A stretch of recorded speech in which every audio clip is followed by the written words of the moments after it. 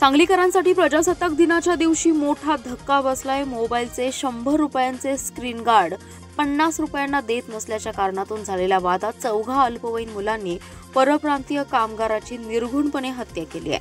आज सकाळी 11:30 वाजण्याच्या सुमारास सांगली बस स्थानक जवळ असलेल्या श्री भैरवनाथ मोबाईल शॉपी या दुकानात हा हत्येचा थरार घडलाय।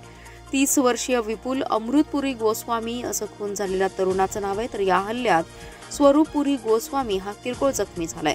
पोलिसांनी तातडीने तपासाची चक्रे फिरवून चौघाही अल्पवयीन मुलांना ताब्यात घेतले। सांगली बस स्थानक जवळ बापटवाल शाळेकडे जाणाऱ्या मार्गावर श्री भैरवनाथ हे मोबाईल ॲक्सेसरीजचं विक्रीचं दुकान आहे। सदरचं दुकान हे मृत विपुल अमृतपुरी यांच्या मामे भावाचं आहे।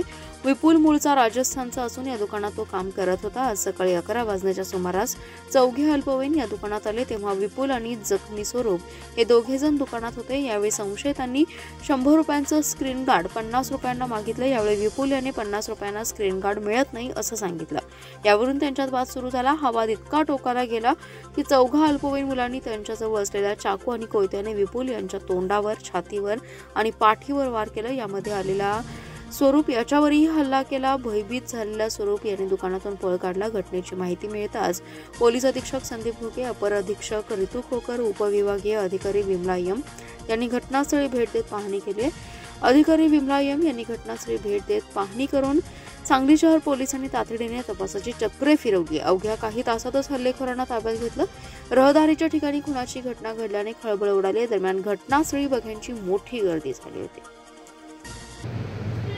सांगली शहरच्या एसटी स्टँडच्या जवळ भैरवनाथ मोबाईल दुकानमध्ये एक मर्डरचे प्रकरण झालेले आहे। त्याच्यामध्ये विपुल पुरी म्हणून जखमी आहे। त्यांच्या मोबाईलचं दुकान आहे।